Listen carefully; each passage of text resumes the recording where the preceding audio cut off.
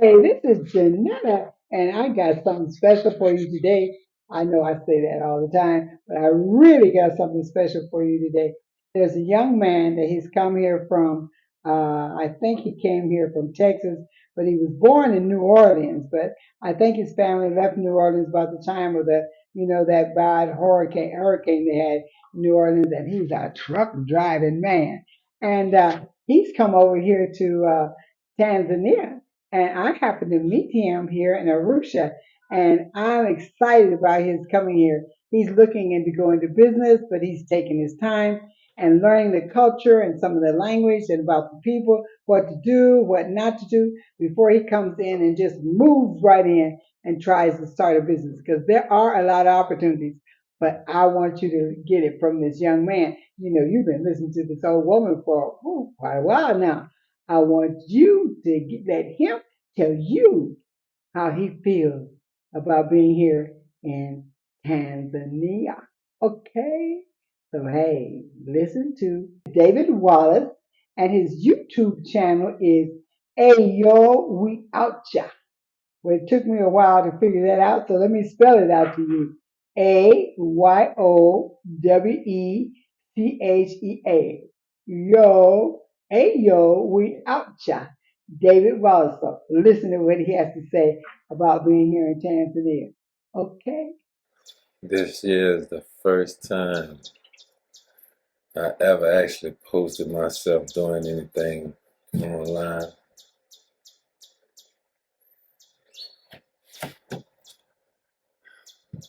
But I came out to Africa to get away from a lot of the craziness in the States.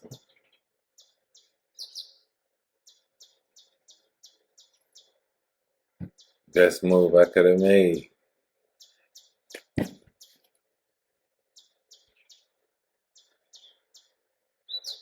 I've heard somebody say, it was another brother I heard speaking online. He said when he traveled, he saw a lot of sisters from the States traveling, but he didn't see as many brothers from the States. And he also said that we are the ones that would benefit the most from the travel, especially coming back over here to Africa. You know, I'm not interested in all them European countries, not even too many of the South American countries. Africa is where it is to me. I mean, it's anything different from what you know is going to have its drawbacks. But, you know, there's so many opportunities. Things just seem to fall out the sky in your lap.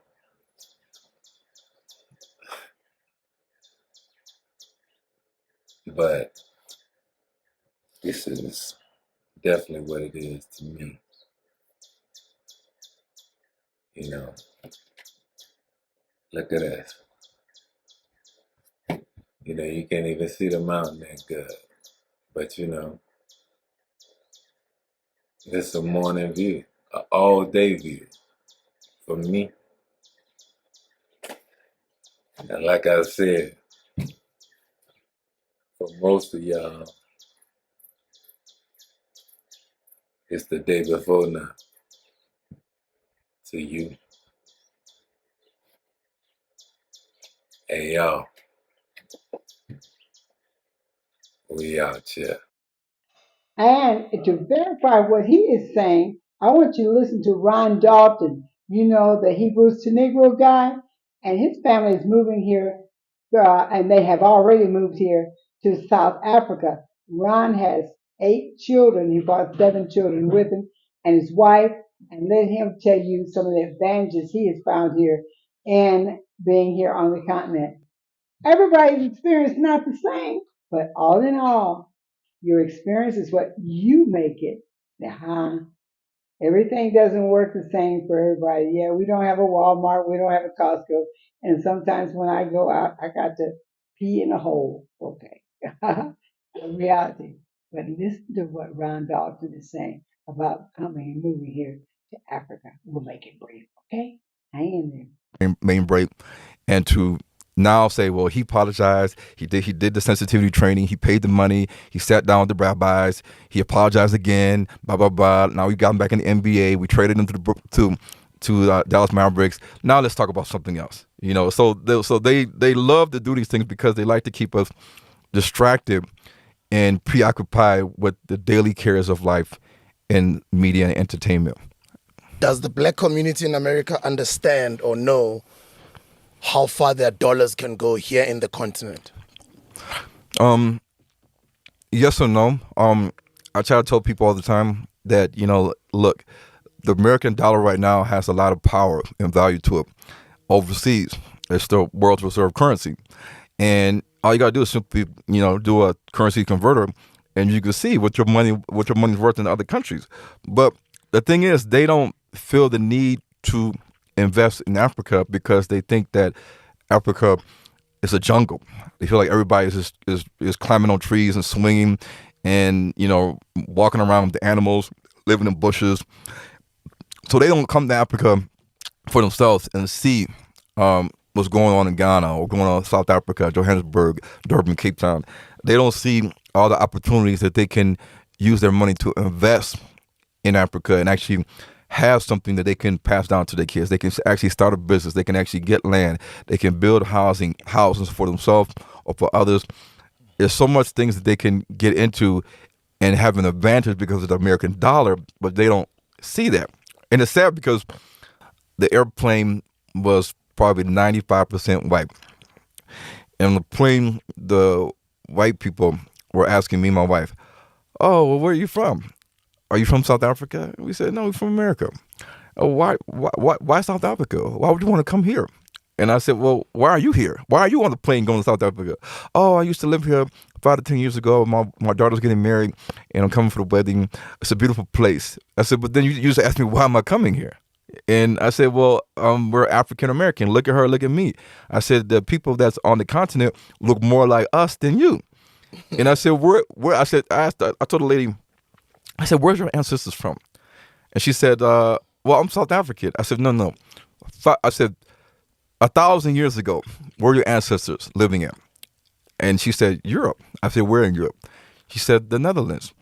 And I said, "Okay, well, and I asked her, what is the mother tongue of the Netherlands or Germany or France or Luxembourg? What is your mother tongue?